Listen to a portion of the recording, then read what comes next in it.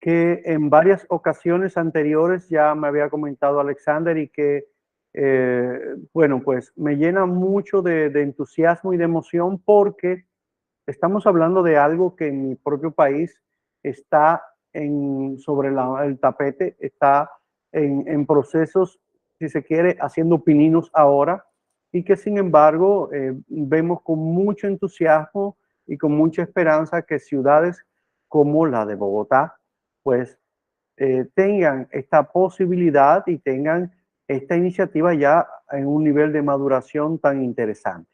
Entonces, fíjense, los aportes que pretendo hacerles el día de hoy son mayormente los relativos al contexto y a de qué estamos necesariamente hablando cuando tocamos el tema de los aportes de la infraestructura vegetada o la infraestructura verde de cara a las ciudades grandes, especialmente ciudades como las de Bogotá. Lo primero es que me gustaría remitirme un poquitito atrás con los antecedentes de esto. Aunque no tenemos, por razones obvias, imágenes reales de lo que pudo haber sido una de las grandes maravillas del mundo antiguo, estamos hablando de Babilonia y los jardines colgantes. Estaba dentro de las 7 maravillas del mundo antiguo y estas ilustraciones hechas en bases a realidad virtual de lo que pudo haber quedado de esto, pues nos daban los primeros indicios de que este tipo de ideas de infraestructura vegetada, de techos verdes y demás, pues es una idea que subyace entre las civilizaciones más avanzadas de la época de la prehistoria misma y que por tanto, pues vemos como el mundo en un eterno ciclo del desarrollo humano siempre trata de buscar esas cosas que le fueron útiles en uno u otro momento de la historia y actualizarlos a la realidad del momento. Pero bien, primero que nada, para poner en contexto de qué estamos hablando, en términos del desafío a que nos enfrentamos de cara a la crisis del clima, que ya lejos de ser una amenaza, lejos de ser una posibilidad futura, es una realidad presente. Como ustedes sabrán, prácticamente el 80% de la población urbana, de la población total de Latinoamérica, se ha concentrado en lugares urbanos. Y desde luego que el impacto que esto genera sobre las urbes es altamente desproporcionado con relación al número de habitantes. Son, de hecho, las urbes de Latinoamérica de las que más generan lo que llamamos gases de efecto invernadero, que son aquellos que impactan directamente en los cambios del clima y en la concentración de calor en la atmósfera y que definitivamente pues terminan convirtiéndose un arma, un boomerang contra nosotros mismos, quiero decir los humanos, en el sentido de la misma crisis del clima.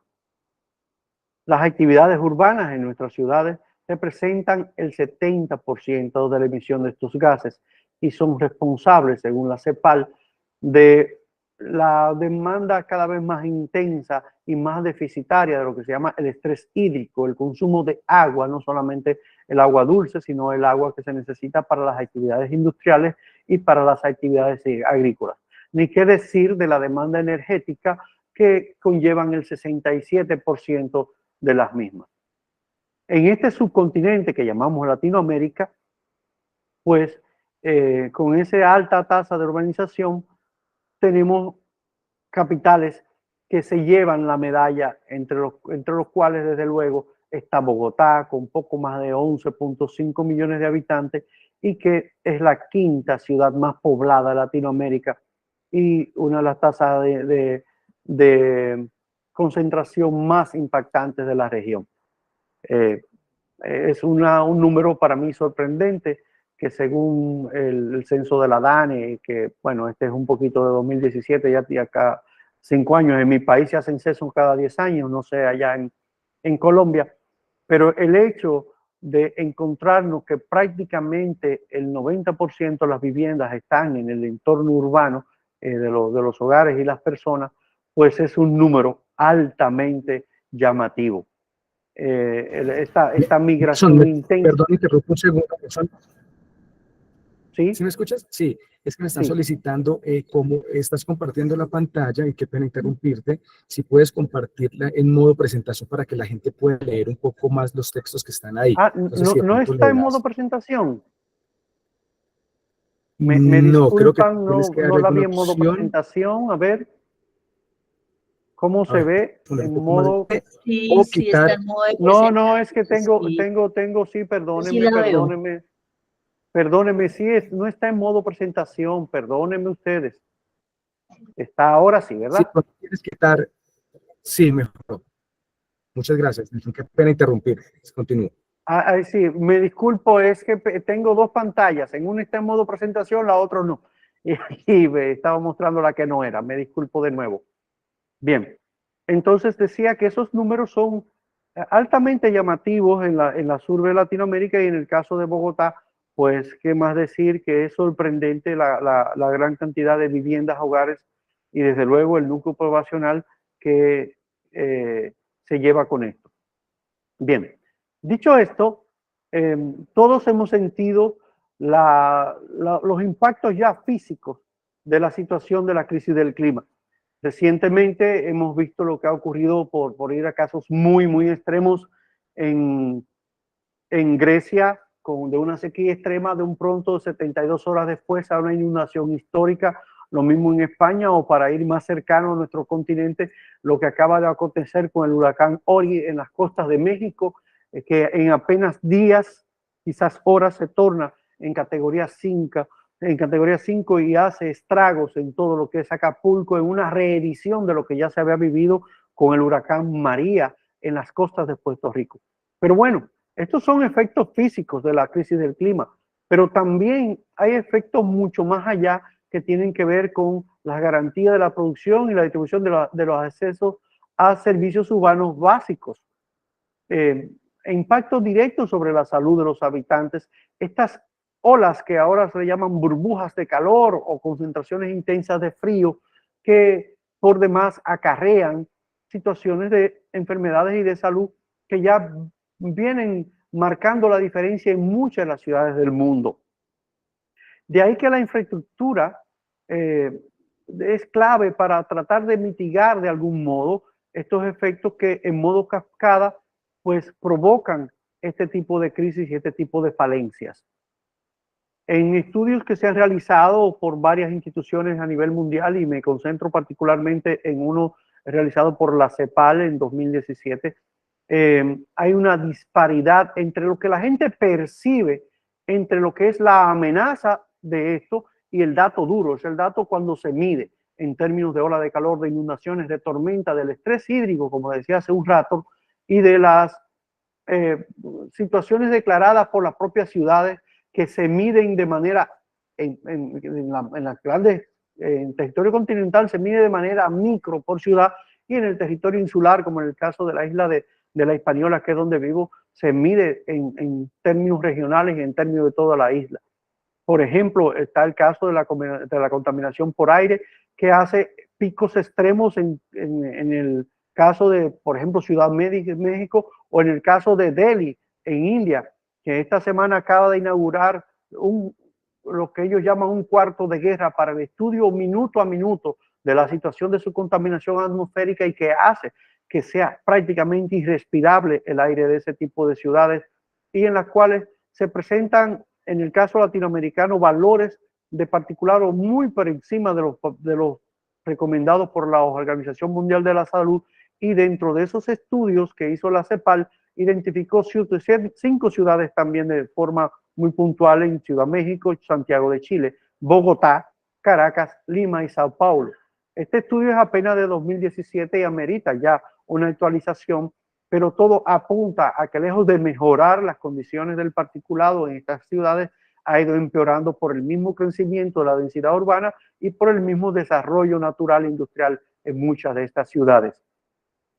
De ahí que es mandatorio, ya imperativo, impostergable, lograr una resiliencia en escala urbana y que podamos armar esto que se logra fortaleciendo la capacidad de los sistemas sociales, tanto económicos como ambientales, y que puedan ayudarnos a que la naturaleza logre redituar la función esencial del entramado urbano y que se involucre mucho con la identidad y la estructura en esta capacidad de adaptación, de aprendizaje y de transformación. Ojo, estamos viviendo un capítulo humano inédito en el que hay algo escrito de las últimas décadas para acá, pero que está prácticamente todo para hacer. Es casi como una prueba de ensayo y error, y que las ciudades tenemos que prepararnos para enfrentar cada vez más desafíos en el ámbito físico, como decía hace un rato, pero también en el ámbito de lo intangible. ¿Cómo está el cambio del clima provocando sequías focalizadas o enfermedades focalizadas o situaciones con la vida, con la biodiversidad, con las plagas, con los insectos, de manera muy puntual en un país y en otro? Todo eso está en desarrollo y en punto de escribirse. Bueno, dicho esto, una de esas estrategias que viene cada vez cobrando más relevancia a nivel global es el manejo de los ecosistemas urbanos en una forma de esas opciones para ampliar la oferta, no solo en cantidad, sino también en calidad, de lo que se llama en estos medios los servicios ecosistémicos, que no son más que aquellas prestaciones, aquellas facilidades que dan los ecosistemas vivos, que dan el medio ambiente para la mejoría del hábitat de los seres vivos en sentido general y desde luego para el caso de los humanos. Estas contribuciones directas favorecen el bienestar humano a partir de las prestaciones y las funciones de esos ecosistemas. Son divididos normalmente en 4 grupos: los que proveen, los que regulan, los del hábitat y los que dan un soporte y cultura a las áreas urbanas. Estos servicios, en todo caso, son esenciales para la sostenibilidad y la calidad de la vida urbana. Ejemplo de ello es el mismo tema del flujo del agua, la mejora del microclima urbano, el almacenamiento y remoción de carbono, la calidad del aire y los servicios culturales. Ojo con este tema del microclima urbano. Mucha gente lo ha visto en ocasiones como un mito, como si fuera algo intangible, y las personas no tienden a darse cuenta la diferencia en veces entre una ciudad que está correctamente arborizada. A veces usted va por una gran avenida, por una calle, y nota la diferencia entre esa parte de esa gran avenida de calle que tenga o no concentración de árboles. Hasta ahí se ve ese cambio de microclima que ya se mide en ciudades, pero en ciudades grandes como el caso de Bogotá se mide también en departamentos, en las pequeñas unidades, dependiendo de la densidad de su estructura verde. Bien, pues para que estos servicios estén disponibles, los ecosistemas deben definitivamente estar sanos y funcionales. Y desde luego va muy en proporción con la escala. Por decir algo, el tema de la provisión de agua potable tiene un impacto regional, pero de acuerdo al microclima se enfoca mucho en el impacto local, y más adelante veremos cómo los techos verdes y el arbolado, la infraestructura, influyen muchísimo en la captación de agua, especialmente en las urbes. Estos conceptos vienen siendo desarrollados y promueven básicamente la conservación y la ampliación y mejora en cantidad y en calidad, como decía, de los ecosistemas urbanos y de las áreas verdes.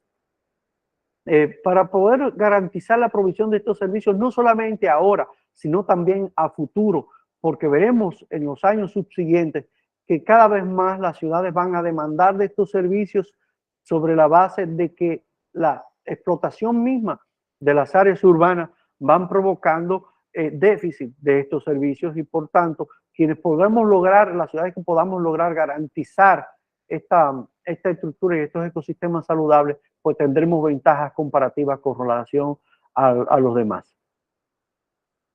El reconocimiento que se ha dado quizá prácticamente a partir del siglo XX y la segunda década del siglo XX, del año 2010 en adelante, a lo que llamamos infraestructura ecológica, infraestructura natural o infraestructura verde, cualquiera de los términos que usted quiera utilizar, aquellos que sustituyen la construcción tradicional que se da sobre concreto gris o infraestructura gris, tanto para la construcción de edificios, facilidades, instalaciones, carreteras y todo lo que hacen de las ciudades y las urbes lo que son, o de la infraestructura azul cuando se hacen cuerpos de hídricos, ríos, lagos, ríos y canales que bordean las ciudades, pues se comparte ahora con esta infraestructura verde con la intención de que nuestras ciudades tengan la capacidad de responder a los desafíos urbanos y climáticos, con el fin, como dijo la FAO en 2017,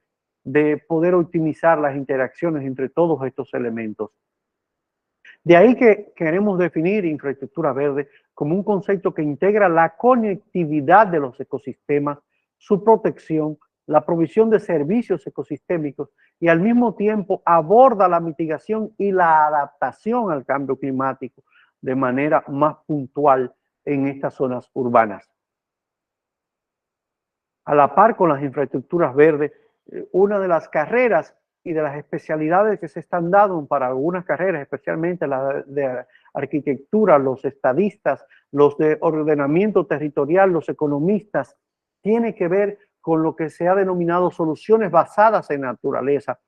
Y hay ya varios carreras universitarias, especialidades de posgrado, de maestría y de doctorado que se apoyan mucho en tratar de especializar a estos profesionales en estas soluciones que integren la naturaleza como tal y no solamente las infraestructuras puras y simples desde el punto de vista constructivo a esto. Y le puedo poner ahí un caso puntual, el caso de Nueva Orleans, de Estados Unidos, que hace muchos años adoptó una solución basada en infraestructura para prevenir la entrada de agua de mar y las mareas altas y las tormentas en esa parte ya colindante con el Golfo de México, ¿verdad?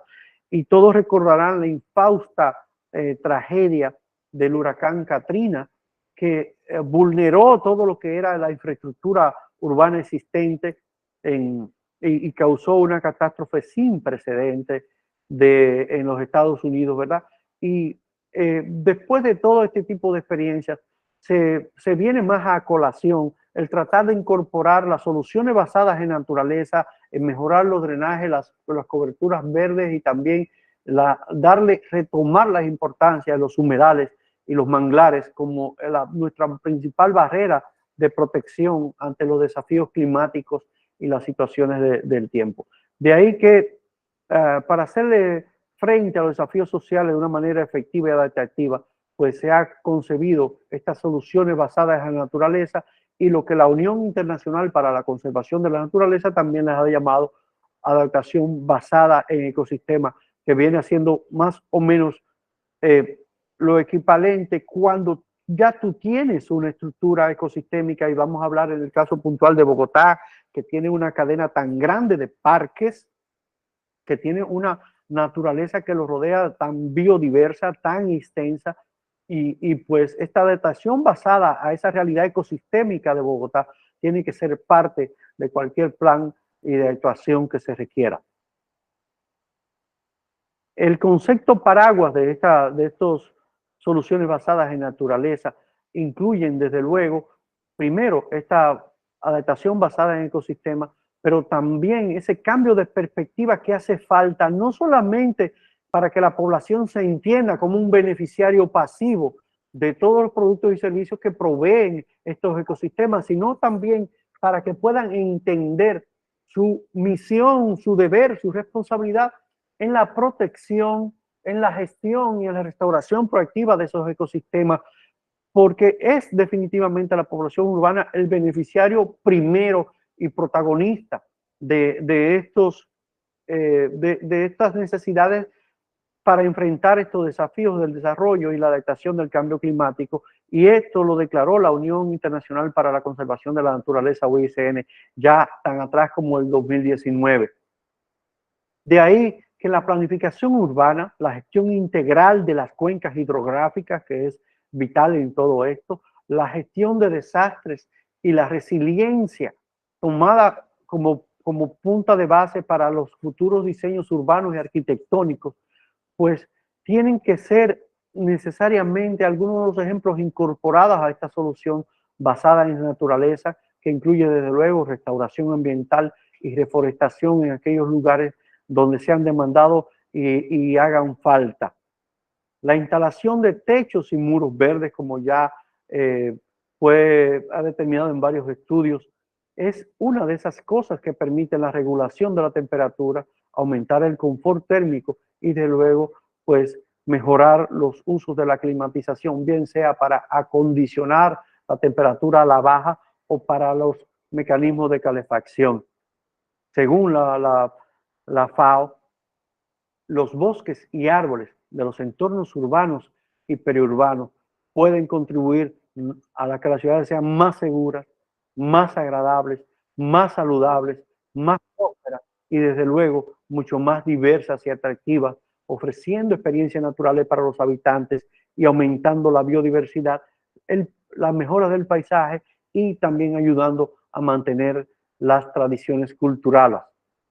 Ahora bien, todo esto visto desde el dato, de la percepción versus el dato frío, se enfrenta siempre a la incredulidad de aquellos que entienden que no hay una base necesariamente medida y no medida. Hay cualquier cantidad de ejemplos de mediciones ya realizadas y para estudio de caso tomé una evaluación que se hizo en Sevilla, juzgando el rol de los techos verdes en la mitigación del cambio climático en los satélites, tanto Sentinel como Landsat, midiendo en un periodo de tiempo determinado y haciendo unas progresiones sobre cómo impacta el cambio del clima en los escenarios urbanos, sobre aquellas zonas que tienen o no la suficiente densidad de arborización. Y ellos tomaron como ejemplo esos techos verdes como áreas buffer, áreas de amortiguamiento a los efectos negativos del clima. Este estudio realizado en Sevilla y que está disponible online dio una demostración tangible sobre cómo es inversamente proporcional la temperatura del suelo en aquellas áreas donde no tiene la suficiente cobertura vegetal y aquellas áreas que tienen abundancia de vegetación.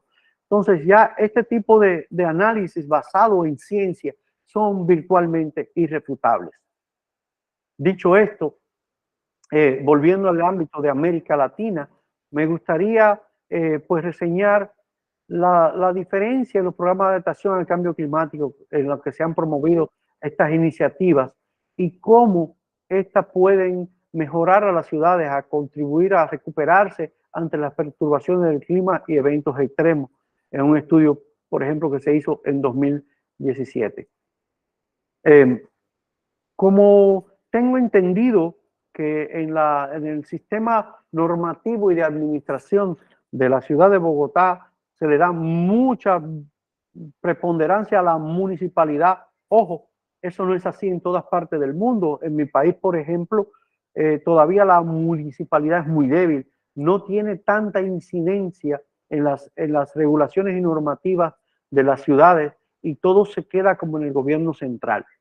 Bueno, pero tratándose del caso de Bogotá y conociendo que las buenas prácticas que se vienen llevando a cabo de mucho tiempo para acá en ciudades como las de ustedes, aquí hay unos parámetros tomados en cuenta de esos estudios que hablan de las características ideales que deben tener para una buena práctica municipal. Y primero de ellos es contar con una buena línea de base, un análisis muy específico de amenazas e impactos, de la vulnerabilidad y de los potenciales riesgos frente al tema de la crisis del clima. Tener unas mediciones por lo menos en promedio 5 años que puedan estar concluidas o en proceso de ejecución sobre estos parámetros. Contener los componentes de innovación y presentar las diferencias que sean marcadas entre las actividades que realmente se realizan, las que se realizan de manera tradicional y las que se pueden realizar haciendo este cambio. Lo cuarto es, y esto es muy vital en todos los procesos de cambios, en cualquier tipo de abordaje que se tenga que hacer, no importa si es un tema ciudad, un tema institucional, de una organización, de una, inclusive la propio núcleo familiar, es el enfoque participativo. El construir un enfoque participativo con la participación de las organizaciones comunitarias de base, con las organizaciones de la sociedad civil, los actores en todos los ámbitos, no solamente del gobierno, sino también desde las academias, teniendo en cuenta los enfoques de género, los enfoques de las poblaciones más vulnerables, pueden contribuir bastante en el éxito de la buena práctica municipal. Demostrar los impactos y beneficios ambientales de los cambios que se proponen y contar con un eficiente plan de monitoreo y evaluación es vital. Normalmente en casi todas las áreas de la ciencia se dice lo que no se mide no se mejora. Si nosotros no sabemos de la línea base de la cual partimos, a qué punto vamos llegando y a qué punto queremos llegar, es muy difícil saber si estamos o no yendo por el camino correcto y teniendo éxito o no tanto éxito en una u otra medida. Lo otro es la institucionalización como un plan integral, tanto a corto como a mediano plazo. Y esto es algo que sí se ha venido dando en muchos de los países. Las normativas ya para incorporar la infraestructura vegetada y los techos verdes, ciudades pioneras como Copenhague, por ejemplo, o en Latinoamérica ya Chile, Argentina, en el caso particular de Colombia, ya van haciendo un nivel de institucionalización que permita una mejora para esto.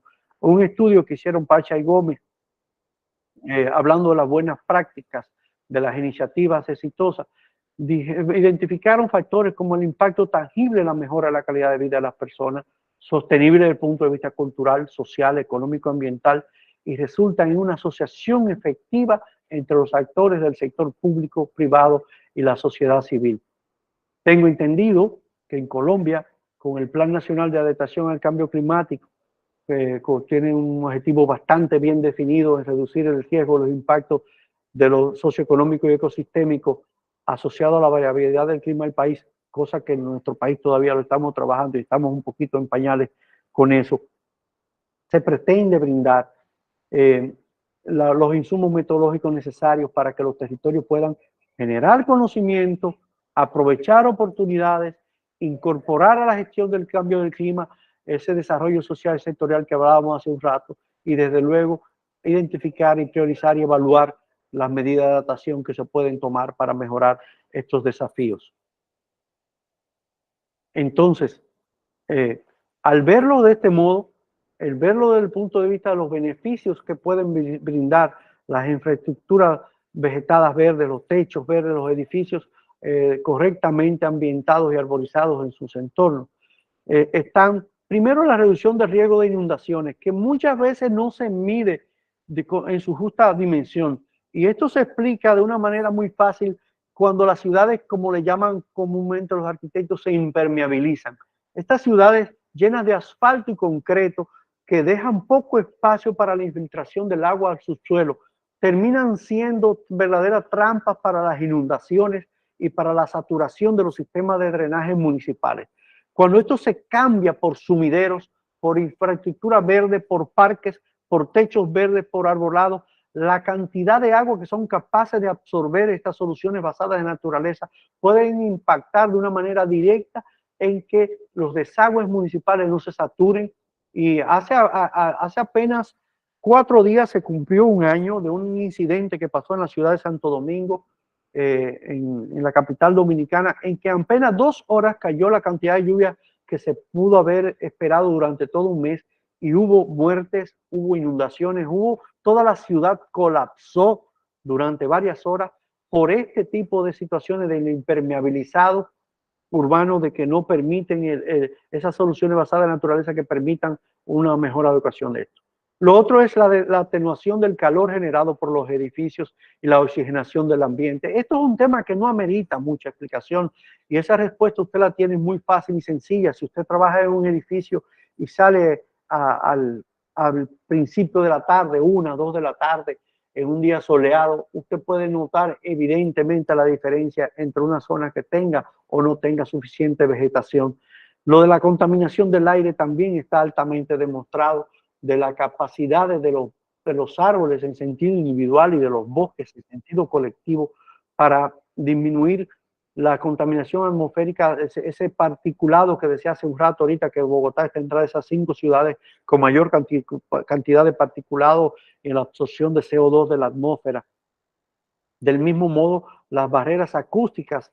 Aquí en mi país hay varios ejemplos, por ejemplo, de universidades que ya el desarrollo de la vialidad en el entorno provocaba una cantidad de ruido impresionante que hacía casi imposible la interacción en las aulas, y las soluciones basadas en vegetación verde, en barreras verdes, en setos vivos, han sido una de las opciones que se han buscado para hacer más eficientes estas barreras acústicas del entorno urbano contra estos lugares que son del mismo modo que universidades, pueden ser clínicas, hospitales, escuelas y otros lugares de trabajo.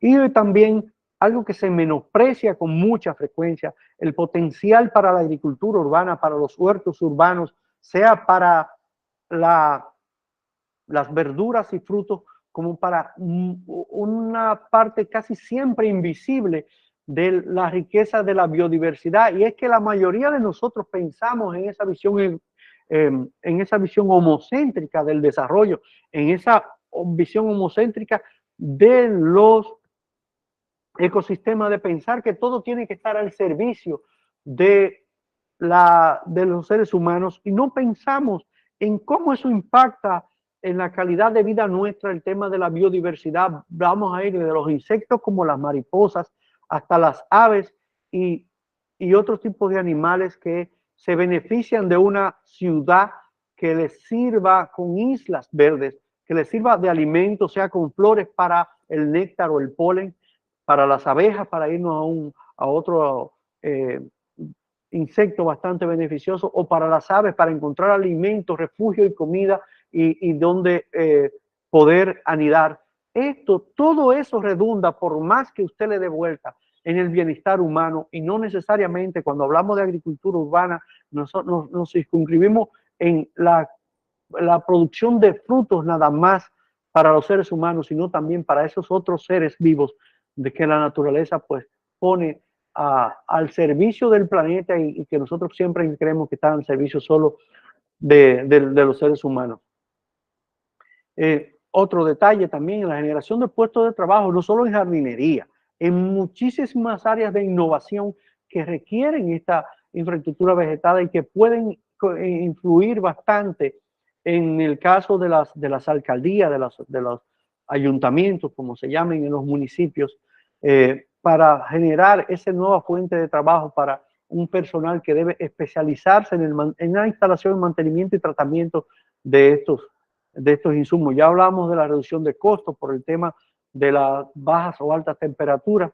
Y para mí otro detalle bastante interesante es la cultura de adaptación ante los efectos de la crisis del clima. Si usted no lo ve en la cotidianidad, si usted no logra equiparar cómo una ciudad que tenga un nivel de adaptación bien elaborado y una que no lo tiene resulta impactado ante la crisis del clima, pues en el tiempo, al cabo de 5, 10, 20 años, pues nosotros estaremos quizás hablando de este tema de una manera ya puntual y radical entre aquellos que tomaron la previsión y aquellos que no la han tomado. Y que ya concluyendo, para no atosigarlo mucho con teoría, me gustaría hacer un repaso muy breve de 5 ciudades escogidas sobre modelos donde ya se está tomando medidas precisas y medidas ya de forma tangible para el estructurado de esto. Está el caso de la ciudad de Londres, donde hay ya cuadras enteras dedicadas a ello. Está el caso de Copenhague, que decía ahorita que fue una de las primeras ciudades en tomar normativas y legislaciones para favorecer este tipo de soluciones, tan atrás como 2012, hace ya 13 años que tiene, fue la segunda ciudad del mundo en adaptar este tipo de normativas desde el punto de vista legislativo. Para acercarnos un poquito más a Latinoamérica, podemos hablar de casos como el de Buenos Aires, que va avanzando con los techos verdes y las infraestructuras vegetadas.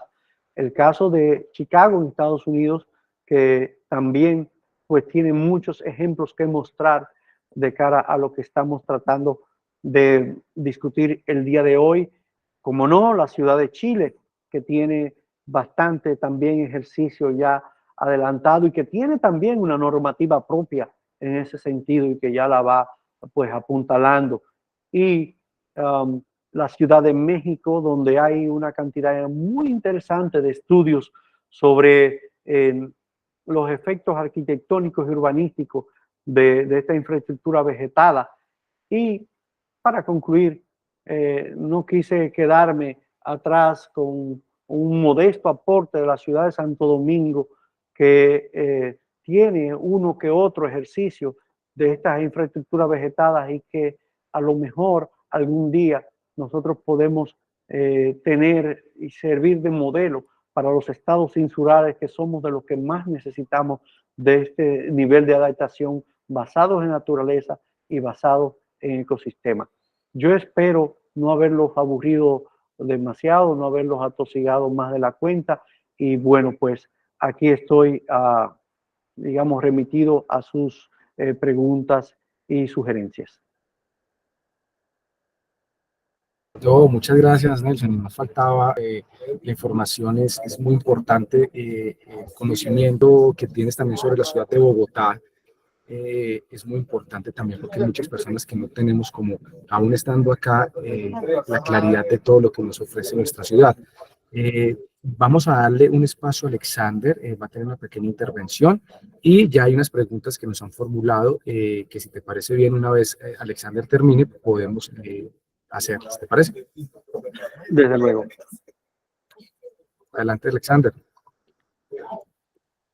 Buenos días para todos, Nelson. Muchísimas gracias por este aporte, por ese contexto, ese análisis. Y efectivamente concuerdo mucho en varios de los puntos que manifestabas, entre esos la cultura de mitigación.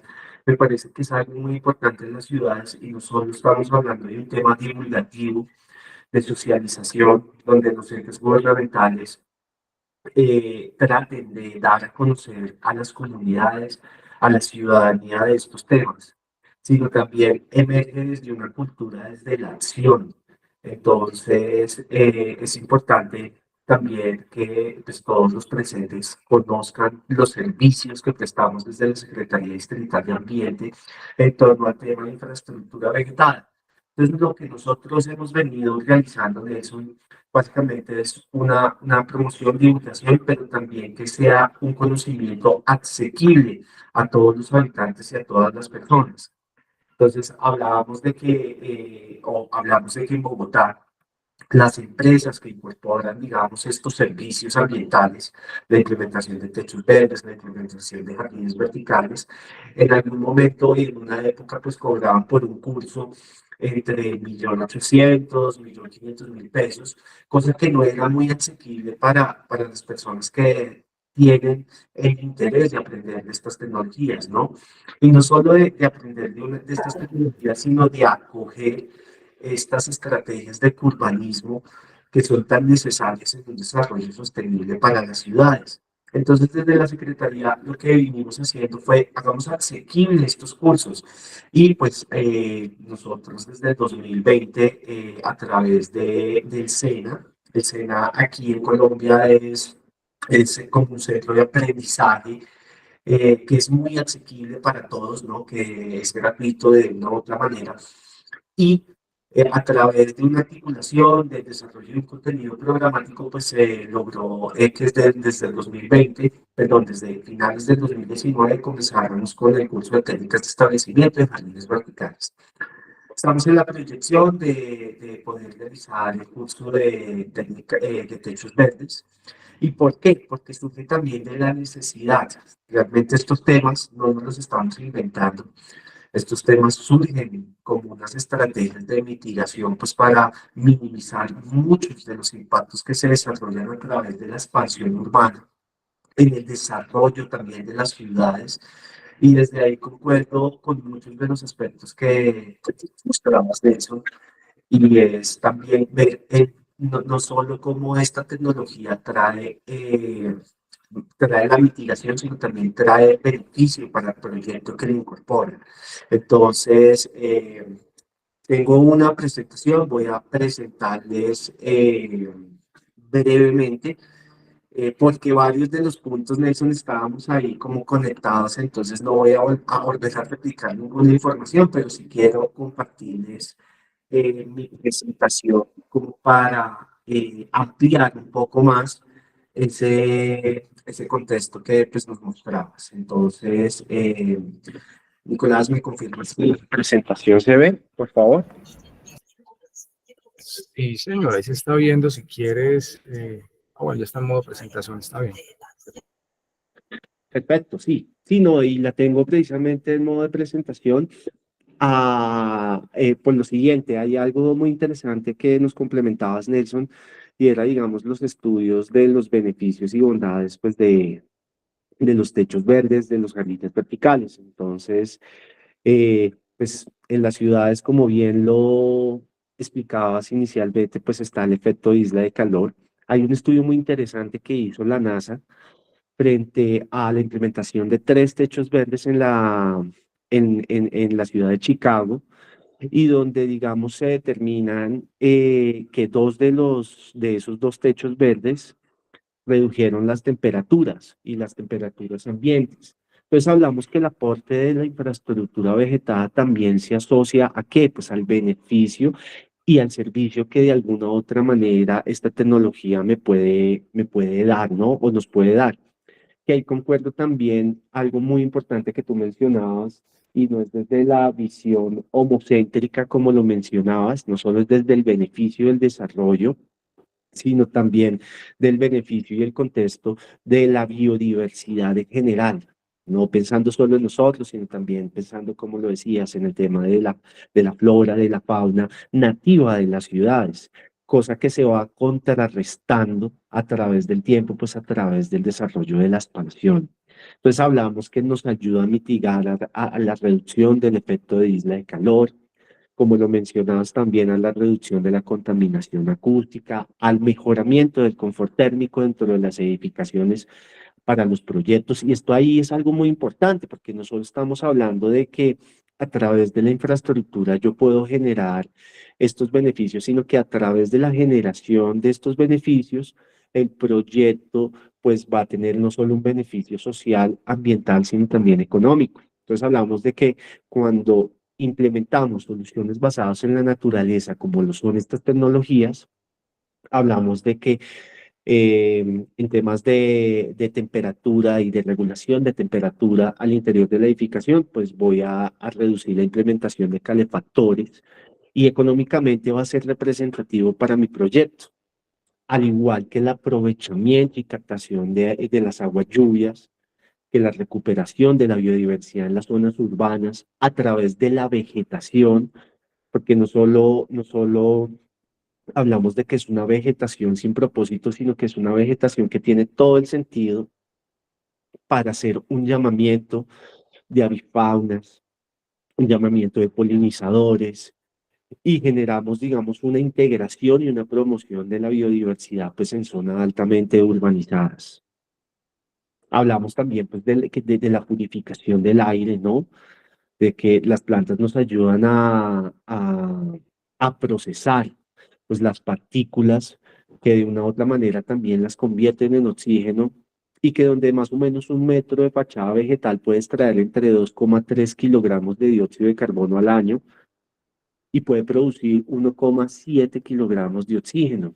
Entonces hablamos de que tenemos un contexto y una realidad que nos acontece, en la cual, si bien hay una cultura de la mitigación, pero también hay una cultura de alarma en cuanto al sentido de que pues, debemos implementar y promover estrategias que promuevan un ambiente más sano para todos.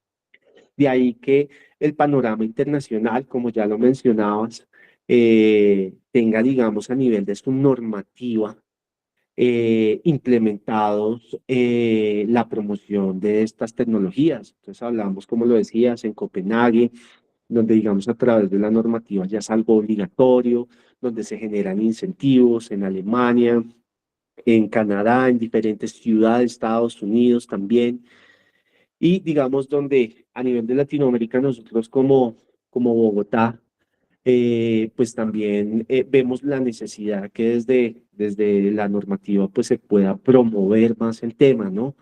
Entonces tenemos, digamos, en Bogotá para que conozcan el Acuerdo Distrital 418 del 2009, el cual lo que busca es y obliga de alguna u otra manera a todas las entidades público-distritales a que incorporen en sus diseños nuevos o existentes, pues la implementación de estas tecnologías, ¿no?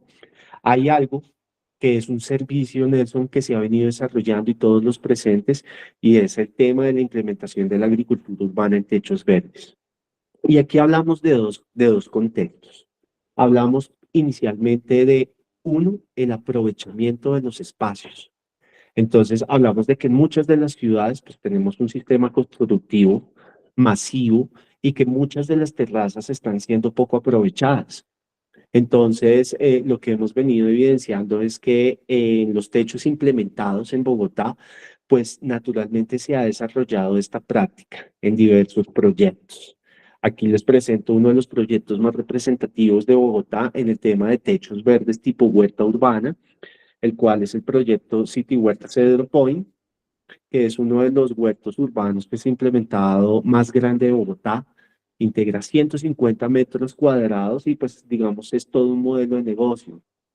Pero hablando digamos de los efectos de la vulnerabilidad climática, pues estamos en un contexto donde ya desde la ciudad podemos propiciar y generar una producción alimentaria que pueda ser inocua también, ¿no?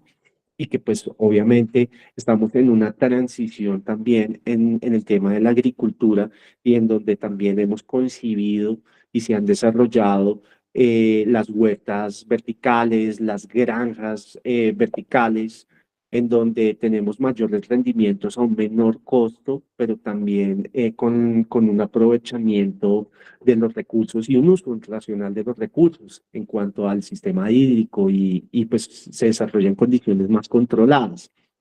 Entonces, si viene siendo algo, Nelson, y participantes que hemos venido evidenciando el tema de la promoción, de la generación de la producción alimentaria, pues en estas tecnologías. En restaurantes vemos, digamos, es más seguido ver y lo promocionamos también.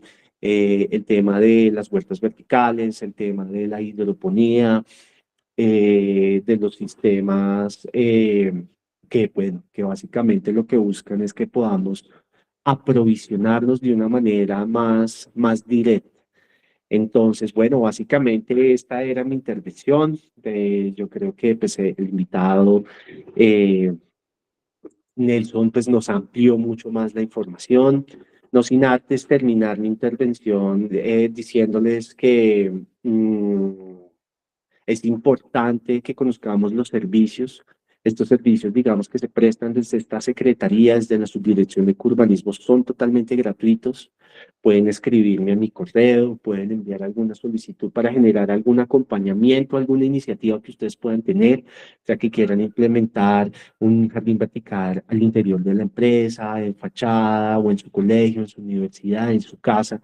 Y pues bueno, son servicios totalmente gratuitos que pues una vez ustedes nos conozcan, pues la idea es que sean replicadores, pues para que podamos generar esas asistencias, esos acompañamientos y poder generar una promoción, una divulgación, pues de estas tecnologías. Entonces, no siendo más, Nicolás, pues yo cedo paso a tu intervención para hacer la modulación de las preguntas e inquietudes. Muchísimas gracias, Alexander. Muchísimas gracias por la intervención también. Y pues, a Nelson nuevamente por todo el conocimiento compartido el día de hoy. Tenemos algunas preguntas que pues pueden aplicar bien sea para el ámbito local o Nelson también puede intervenir perfectamente porque aplican para cualquier aspecto. Entonces, vamos primero con... Están preguntando, perdón por el chat, Alex, si de pronto me ayuda sobre algunos cursos de los cuales hablaste, entre ellos las capacitaciones. Entonces, de pronto les compartimos un link o les damos información al finalizar. ¿Listo? John Camacho dice que innovaciones en techos verdes se podrían aplicar en el centro de Bogotá para hacerla más segura y menos contaminante, Alexander.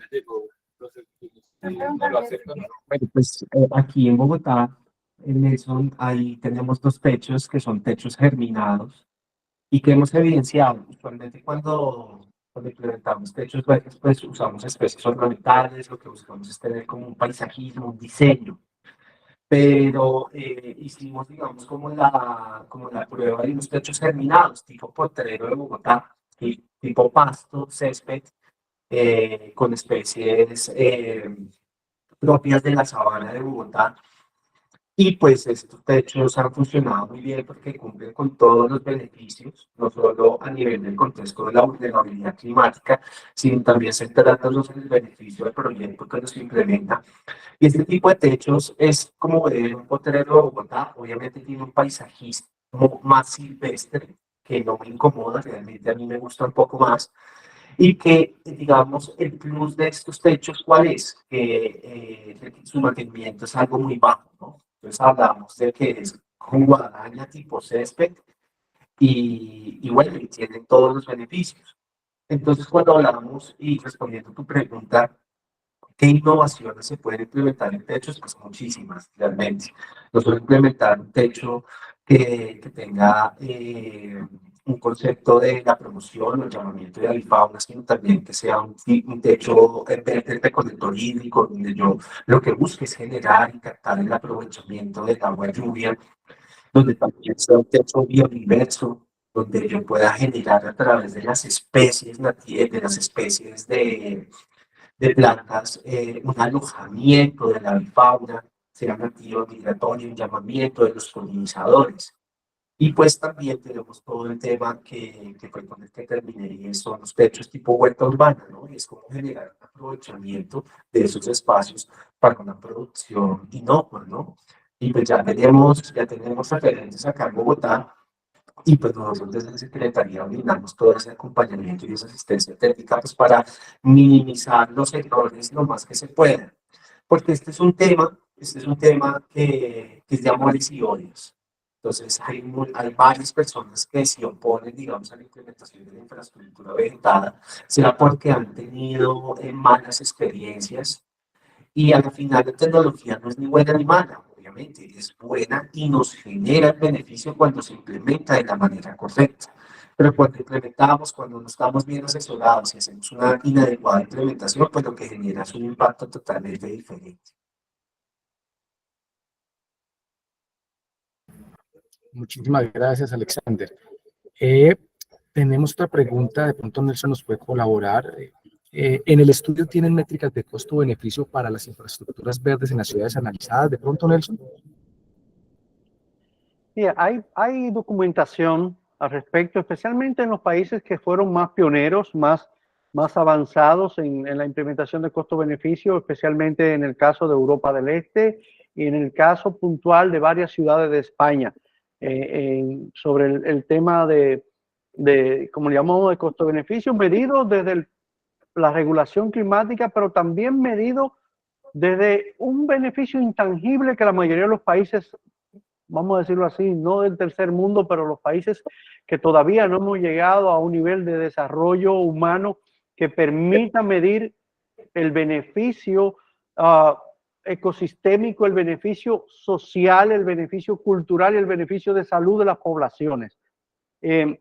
Pero hay un ejemplo muy práctico, digámoslo práctico porque es muy desafiante, pero muy de avanzada, que se está dando, y lo más probable los queridos amigos que están con nosotros en esta audiencia el día de hoy pudieron haberlo visto o leído al respecto, y es el caso del nivel de retomar el verde que está dando algunas ciudades de Europa, y especialmente vamos a ir al caso de Barcelona con lo que ellos llaman supermanzanas, y es en el desmonte del urbanismo visto desde el concreto gris hacia recrear las arboledas, los techos verdes y las zonas de esparcimiento de las comunidades. Las supermanzanas no son más que cerrar bloques completos al tránsito vehicular, a la interacción solamente del gris del asfalto y del concreto y rearborizarlos. Y el cambio que están dando las supermanzanas en el caso de Barcelona está dándose una especie de efecto cascada que ya muchas otras ciudades, no solamente de España, sino del mundo, están tratando de retomar eso, visto en el costo-beneficio que tiene esto de cara al bienestar de la gente. Aún nosotros no seamos abanderados del enfoque homocéntrico de las tomas de decisiones sobre nuestro quehacer en el planeta, no bien es cierto que las sociedades lo que quieren es su bienestar, que puede darse desde el punto de vista de salud, desde el punto de vista emocional, desde el punto de vista económico. Después de la pandemia, de la COVID, pues nos dimos cuenta de que este tipo de soluciones reditúa un beneficio que normalmente no era medido y que hoy día está siendo medido. O sea que espero que esto más o menos responda a la inquietud. Muchas gracias, Nelson. Igual creo que en la presentación que tú nos enviaste, y esa será compartida a todos los invitados, si de pronto no están, ajustamos los datos de contacto tuyos por si alguna persona tiene alguna duda, que pueda resolverlo, alguna inquietud, se quieren comunicar contigo para lo que sean, pues respecto al tema y que sea conveniente, pues creo que no hay ningún problema. Hay otra pregunta, Milena Riaño nos pregunta de manera técnica cómo se puede manejar el tema de humedad. Ella dice que es un temor que existe en los propietarios de las edificaciones. No sé, Nelson, Alexander, de pronto, me imagino que es dirigido a los techos verdes de pronto. Sí, sí, mira, pues básicamente nosotros tenemos unos criterios técnicos y unos requerimientos mínimos necesarios para la implementación. Y por eso hago hincapié en que, pues, cuando el techo verde de un jardín vertical está bien mantenido, pues genera no solo el beneficio, sino genera la sensación de bienestar y de gozo y disfrute de los habitantes que circundan esa zona. Pero cuando se genera todo lo contrario, cuando vemos un jardín vertical o un techo verde muerto, pues se genera un impacto súper negativo en la ciudad. Y frente a los temas y requerimientos técnicos, en el chat de esta llamada yo voy a dejar un link en donde está la guía de infraestructura vegetal, donde está todo el componente técnico. También voy a dejar mi correo electrónico para que las personas que quieran de pronto tener esa iniciativa o quieran tener la asesoría y acompañamiento, pues puedan contactarme y podemos concertar ese acompañamiento, porque la implementación es muy importante. Entonces, y esto hay que hacerlo bien. Hay que hacerlo bien porque muchos de los proyectos contemplan solo los costos de su implementación. Es decir, solo se implementa, pero nosotros, digamos, en la experiencia no contemplamos la viabilidad de un proyecto, sino contempla también los costos de su mantenimiento. Y realmente estas estructuras, cuando hablamos de jardines verticales y techos verdes, sí o sí requieren de su mantenimiento para su adecuado desarrollo a través del tiempo. Entonces, en esta guía encontrarás todos los criterios técnicos a tener en cuenta. Obviamente, tanto para techos como para jardines verticales hablamos de que es un sistema de multicapas y que pues es particular en cada uno de los proyectos, de las intenciones que tengan los proyectos, de la ubicación que tenga el proyecto. Entonces, frente a eso, esos criterios los deberías tener en cuenta, Milena. Hay otra inquietud, y es aquí en Bogotá, de Ángela, y efectivamente se asocia a lo que te estaba comentando, y es el mantenimiento de los jardines. Nosotros, digamos, como Secretaría Distrital, promovemos la implementación y el acompañamiento a los proyectos que integran estos sistemas. Sin embargo, cada uno de los proyectos, tanto público y privado, tienen la autonomía y la responsabilidad de generar esas acciones de mantenimiento. Entonces, pues lo que pasó en el puente de la 30 con Cesta, pues obviamente no solo habla, digamos, de una mala planificación, sino también es un gran ejemplo precisamente pues para que no se vuelva a replicar, y es un tema presupuestal en tiempos, ¿no? Donde los proyectos deben contemplar también unos tiempos para realizar los mantenimientos oportunos, para realizar los cambios que se evidencien.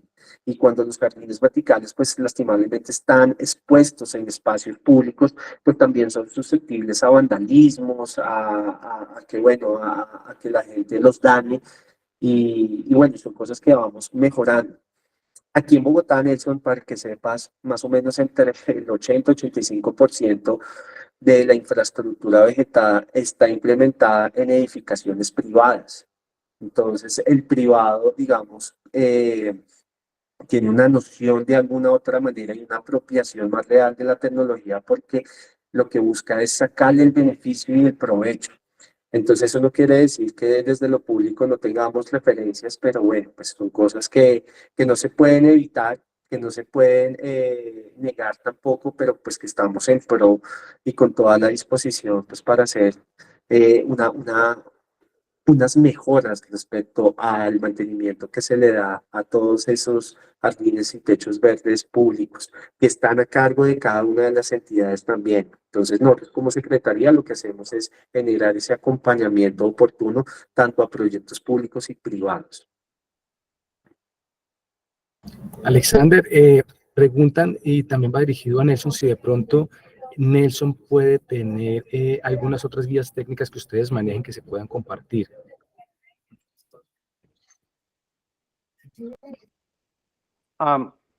En realidad, sí, nosotros en bueno, es más fácil compartir creo que el enlace de esto. Vi que la ciudad, la municipalidad de Bogotá, sacó una guía que me parece bastante interesante, bastante muy bien lograda.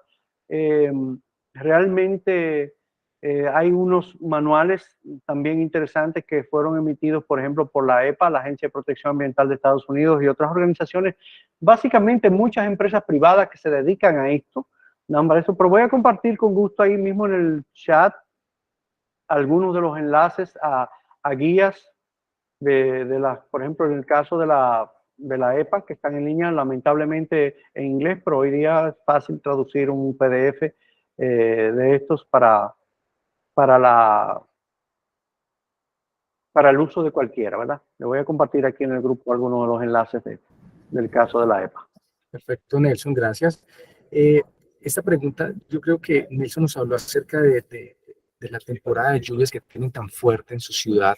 Igual en Bogotá estamos pasando por una temporada de lluvias muy fuerte. Y esta pregunta de pronto podría ayudarnos un poco, Nelson, ¿cómo se podría mitigar las inundaciones en los sectores bajos de la ciudad? De Bogotá dice acá, pero puede aplicar perfectamente para tu ciudad a través de los techos verdes. Bueno, miren cómo funciona esto, como les explicaba en la conversación de hace un rato. En la medida que vamos a ponerlo, yo soy calvo, ¿verdad? No tengo pelo en mi cabeza prácticamente. En cambio, veo fotografías en varios de los participantes que tienen el pelo bastante copioso, muchas damas con el pelo bastante copioso. Supongamos que entramos a una ducha. Cuando yo salgo, todo el agua que ha caído en mi cabeza se va a escurrir en minutos, en caso en segundos, no queda nada.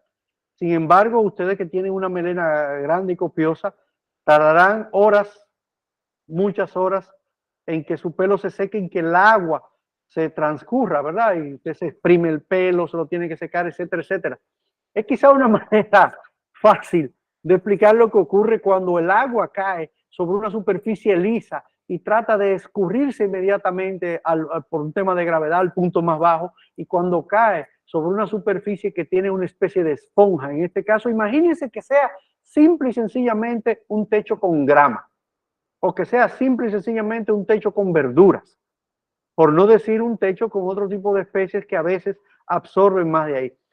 Normalmente estas plantas, estas especies, y en el caso de las ciudades cuando tienen estos sumideros verdes, pues el agua se retiene más tiempo, no baja toda de golpe y tarda más tiempo en escurrirse hacia el resto del drenaje y los cuerpos de las cañadas, los arroyos, etcétera, etcétera. Esto funciona lo mismo para la infraestructura vegetada que para las montañas, que para los bosques. O sea, que es una manera quizás, no sé si así de simple se lo pude explicar. No, muchas gracias, Nelson. De hecho, aquí aplicamos muchos al ejemplo que acabas de dar. Ya viste en la cámara que somos muy parecidos en ese sentido.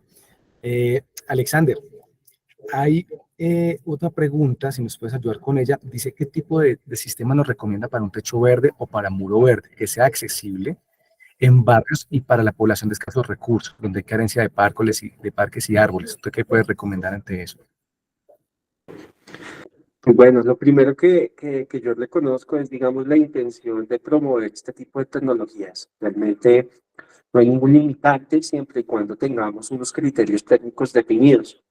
Frente a la implementación de jardines verticales, lo que sí tenemos que tener en cuenta es que no vayamos a generar ninguna afectación al inmueble. Lo mismo pasa con los techos.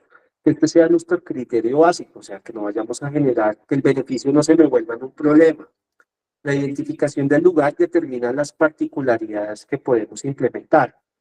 Entonces, si el jardín va a estar en espacio público, si va a estar al interior de una edificación, si va a estar en fachada, pues son criterios que debemos tener en cuenta y no es que tengamos un modelo único para recomendar, sino de acuerdo a las características ambientales también de la zona, porque eso nos va a determinar un criterio de selección de especies porque no es lo mismo, digamos, las especies que se pueden, que se desarrollan adecuadamente en zonas húmedas a en zonas secas. Entonces, entendiendo, digamos, como esas variables, podemos, digamos, restar como los errores frente a una adecuada implementación. Entonces, en el mercado podemos encontrar módulos verticales, podemos encontrar tipologías de bolsillos en geotextil, podemos encontrar bolsillos también tipo canguro, material o polímeros reutilizados que funcionan muy bien, pero el criterio básicamente debe ser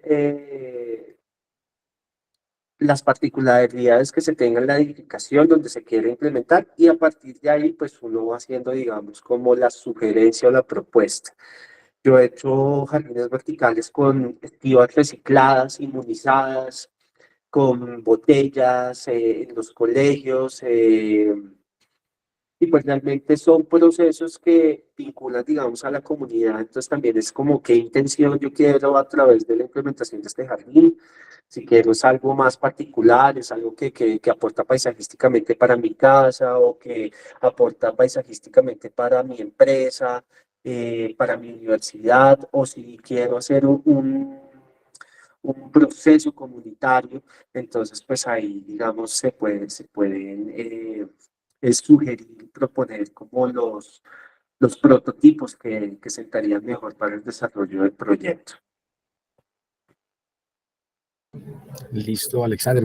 Creo que tenemos una pregunta y ya con esto creo que podemos ir finalizando nuestra capacitación del día de hoy. Pregunta, bueno, componente social, preguntan cómo se ve esta implementación de tecnologías en el marco del programa de comunidades energéticas. No sé quién nos pueda colaborar con eso. No sé, Nelson, si tienes el contexto de pronto. Es como una pregunta muy abierta también. No, sé del tema de comunidades energéticas en el caso de Colombia, tengo entendido que es una iniciativa que busca promover la eficiencia y la, digamos así, la sostenibilidad energética en las comunidades. En nosotros, en mi país, no tenemos mucha experiencia al respecto del aprovechamiento de esto por el tema básicamente de nuestro clima particular, que no tenemos las estaciones tan marcadas. Aquí tenemos dos estaciones, básicamente, le decimos comúnmente. Tenemos verano e invierno.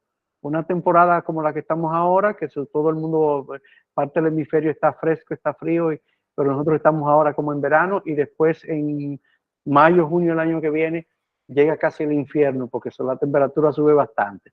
Entonces, lo que yo puedo hablar sobre la experiencia que hemos tenido en algunas zonas, en algunos proyectos, digamos, de acupuntura urbana que se han desarrollado en la ciudad y se está dando en algunas áreas. Puedo hablar de un ejemplo puntual en un espacio que estamos fomentando en la ciudad de Santiago, que se llama Jardín Botánico de Santiago, y que es un área en metros cuadrados unos 650,000.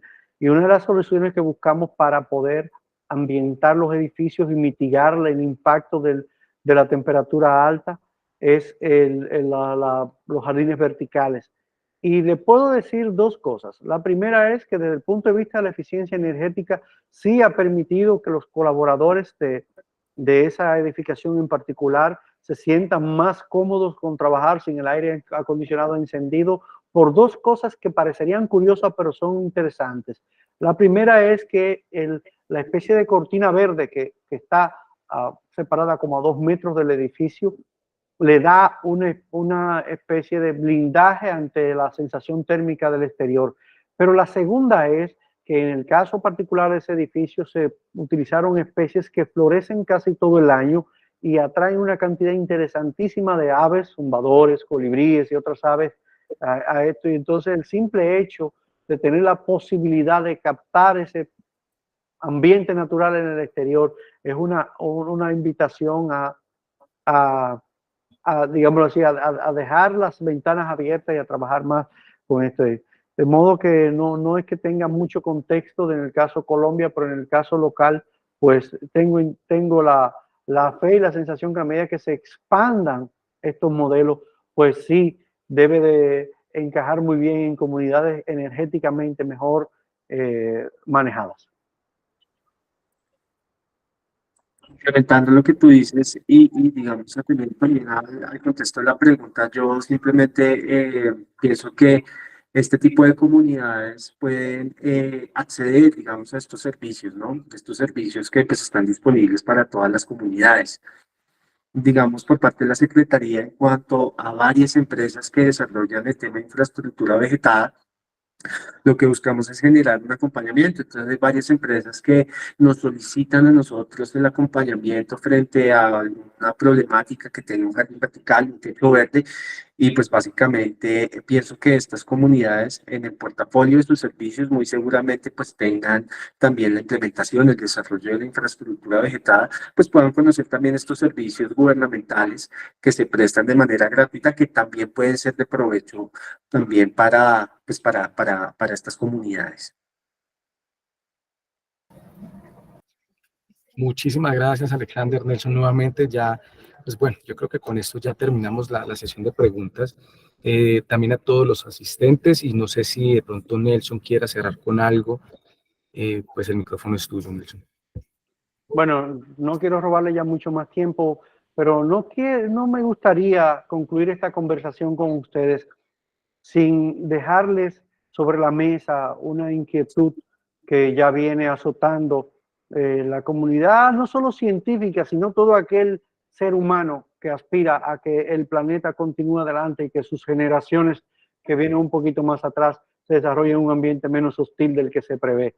Apenas ayer sale un informe de Copernicus, de la Agencia Espacial Europea, sobre que el octubre recién pasado ha sido el mes de octubre más caliente jamás registrado en toda la historia humana desde que se tiene medición del tema del clima. Estamos hablando de más de 100 años. A muchas personas cuando uno dice eso te dicen, pero mira, pero dijeron que junio fue el mes más cálido y después dijeron que fue enero y después dijeron que fue en 2019, que fue en 2020. Normalmente cuando alguien publica en los grupos que este mes o este año fue el más cálido, mi respuesta casi siempre es estándar. La respuesta es, sí, este octubre fue el más cálido que se haya tenido registro en el planeta, pero alíviense, que quizás sea el más fresco que le va a tocar vivir a las generaciones por venir. Esto lo que quiere decir es que la crisis del clima no es una espiral exponencial que va creciendo de la manera en que se prevé, sino que hay demasiados factores que le están haciendo complicarse y que van a hacer que cada año tras año tengamos más dificultades con esto de la situación de la temperatura global. Siendo así, es necesario y vital que nosotros emprendamos el camino para cualquier acción, por pequeña que sea, que logre mitigar por lo menos los microclimas de nuestro entorno. Nosotros podemos hablar de la selva del Amazonas, podemos hablar de la blanquiza de la Antártida y del Ártico que se está reduciendo y que los rayos solares, podemos hablar de todo eso a nivel macro, a nivel grandilocuente y masivo, pero también podemos hablar de nuestro entorno, nuestra comunidad, del patio de nuestra casa, del frente de nuestra casa, del parquecito de la esquina y lograr un árbol a la vez, una planta a la vez, poder disminuir ese microclima en cada una de estas esferas y más temprano que tarde, nosotros mismos, nuestra familia, nuestros vecinos, la biodiversidad que nos rodea, lo podía estar agradeciendo aún sin darnos cuenta. Es bueno que tengamos esto pendiente siempre, que el desafío del clima empieza por una solución tan cercana como la que usted mismo pueda aplicar. Muchas gracias de verdad por la paciencia y por el tiempo que me han cedido para conversar con ustedes. No, Nelson, a usted muchas gracias, a Alexander por permitir también estos espacios, por toda la coordinación de esta capacitación, a los invitados siempre por su colaboración, por su asistencia. No olviden, por favor, en el chat está el link de asistencia, es importante que lo puedan diligenciar porque ahí a los correos registrados se les llegará, no se les enviará la presentación que nos ha mostrado Nelson el día de hoy. Entonces, pues a todos muchas gracias y que tengan un buen día. Nelson, esperamos vernos pronto y tiene las puertas aquí abiertas cuando necesite con la Secretaría de Ambiente. Bienvenido. Gracias.